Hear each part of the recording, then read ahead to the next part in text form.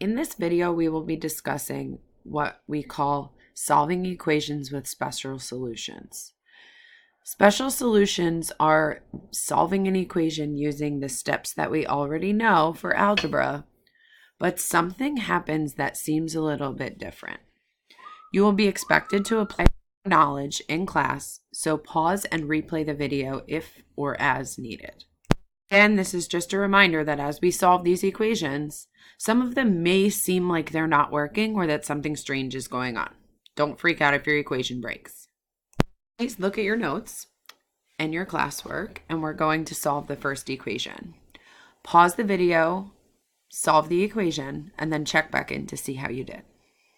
Let's check in. Hopefully you were able to see that the value of m is 3, or your solution is m equals 3. I got my variables to one side by looking to move one of them from either left or right. Then I eliminated my constant by adding 2 to both sides. And then finally I used the division property of equality to eliminate the coefficient. So now we've talked a lot about checks.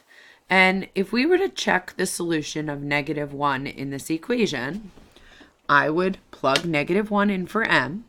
So 6 times -1 minus 2 equals -1. Notice how I'm putting it in parentheses. Here I will get -6 minus 2 is going to be -8. And here I'm going to get -1 plus 13 is 12. And obviously we know that those two aren't equal. We would have expected that to happen because we didn't get -1 as our solution. Hopefully, when we check 3, we'll see that the solution is correct. Now, the reason I'm checking something that's incorrect is so that later on you can see that you can tell whether a solution is accurate or not by plugging your solution in for the check. So here I am plugging 3 in. 6 times 3 is 18. 18 minus 2 is 16 on this side. And 3 plus 13 gives me 16 on this side. So it checks out. So how many variables of x are possible for each of these equations that we just solved? Well, we just saw that the only solution that worked is the number 3. That's the only one that if we were to check would actually find the correct solution or have the two sides match. So there is one solution here. This is what we're used to in solving equations between now and last year. But the next two examples you may see something a little bit different. So look to the bottom of your notes and let's fill this in together. We just solved this equation and our solution was m equals 3. That's a situation where you have one solution and only one value of x will make this equation true. That is what we just found for that first example. Now let's move to the second part of your classwork. Please solve this equation, pause the video, and then check back in when you're finished to see how you did. Don't be afraid if something strange happens. So hopefully in solving this, you were able to see that something strange happened. When you use the distributive property, you notice there's a -8x on this side and a -8x on this side. And then you also notice that there's a -2 on this side and a -2 on that side. The two sides seem to be identical to each other. So when you solve, here I moved the variables to one side and I saw that both of my variables ended up canceling out. So I ended up just being left with a statement that said -2 is equal to -2. We're used to solving for x, but now we don't have an x. It disappeared. You could have also done the solving techniques a little different, but you'll see that something similar will happen. So here's another way you could have solved this equation.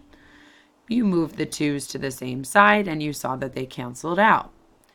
Then you divided by -8 on both sides and you saw that those canceled out.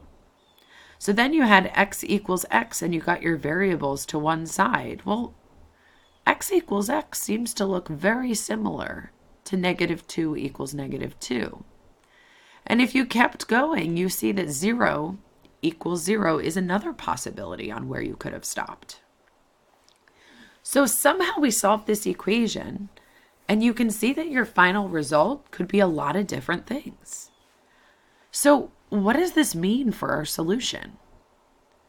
Well, let's check to see if -1 is actually a solution, and let's see if that is going to end up working out when I plug in -1.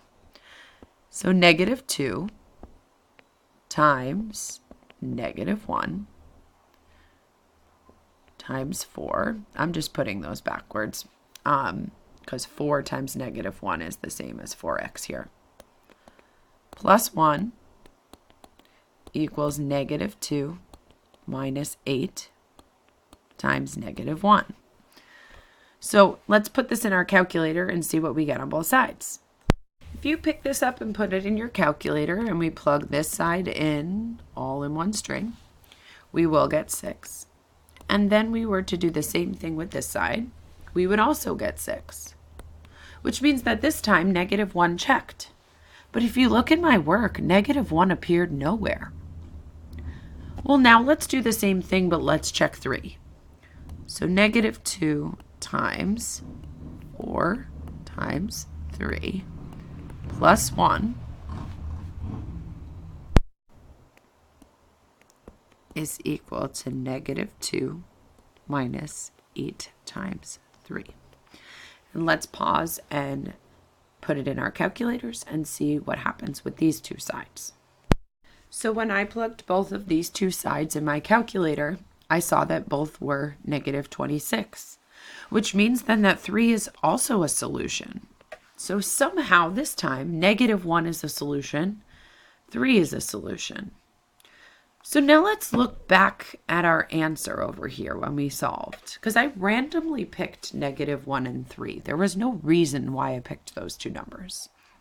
You could check the number 5, you could check the number 20, the same thing's going to happen. Because you need to ask yourself, when is -2 equal to -2?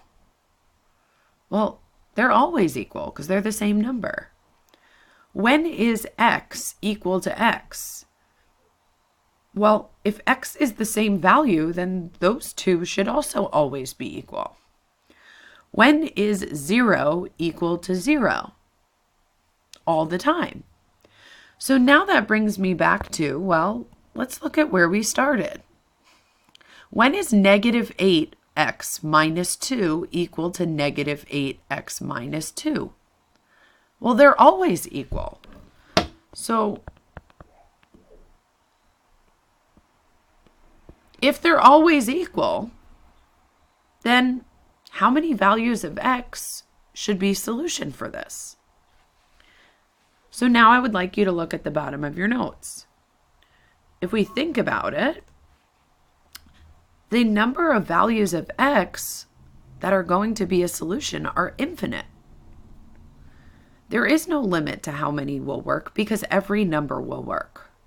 So when you see that the two sides are equivalent throughout your solving process, like if you had an example like ours where we saw that -8x minus 2 equals -2 minus 8x, then all values of x will make that equation true. And this is called the identity equation.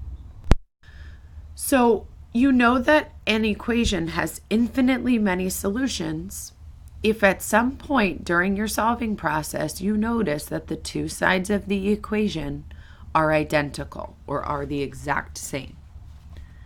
So now look at your classwork, solve the third one, and you may see something else happen that seems a little bit odd. Replay the video to check your work. So here are some examples of some work you could have done. After doing the distributive property, if you got your variables to the same side, you would notice that once again your variable will completely disappear. You'll end up with a statement saying that 7 is equal to -20. But we know that 7 is never going to be equal to -20. So here's a different solving technique that you could have used. You could have first moved the 20, which would then have You cancel out the 20s over here. You'd get 27. You still have variables on both sides, so you would then need to get your variables to one side of the equation. I subtract 4x from both sides. That's going to cancel out my x's on both sides, and now I have a statement saying 27 is equal to 0. Except we know that 27 is not equal to 0. Regardless of what two numbers you ended up being left with, they shouldn't be equal to each other. So now let's check -1 again. Let's see if -1 is going to work.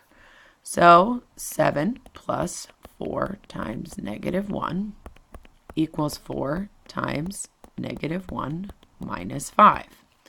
And if we were to plug this into our calculator, let's see what happens. That 3 is equal to -24, which shows me that this is not a solution, so it's not going to work.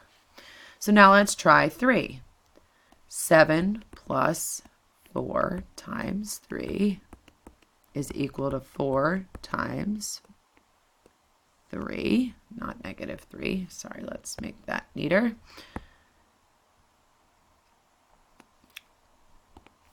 Four times 3 minus 5. And let's plug that in our calculator and see how it goes.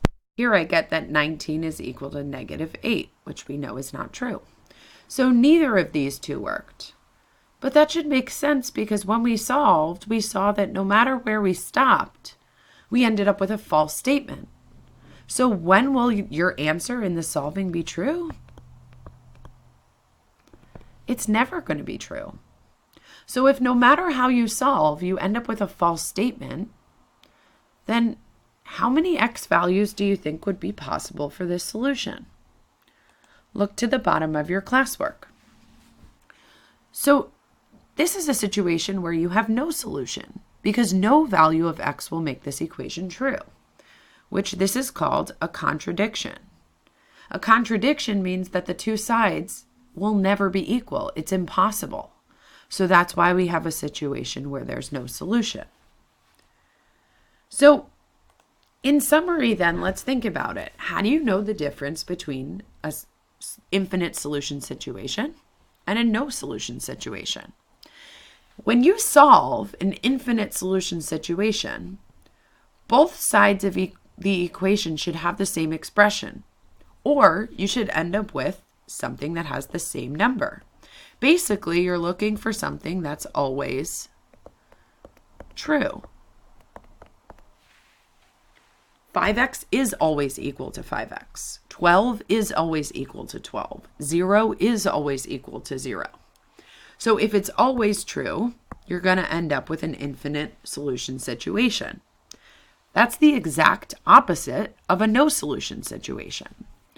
So if you solve and your answer is impossible, where 5 is supposed to equal 6, which we know is not going to happen, or -16 equals 1, which we also know is not going to happen, where 4 is equal to -8, which is also not going to happen.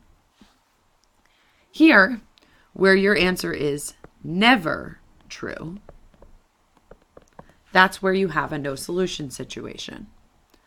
Notice how you can't have no solution if there are variables left. Your variables must go. They must go away in order for you to have a no solution situation. Here, they can still appear on both sides. They just have to both be the exact same.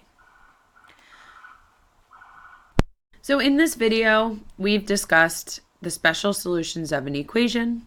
So at this point, you should be able to solve equations with special solutions. And when I say special solutions, I mean no solution or infinitely many solutions. And you should be able to identify which one is which.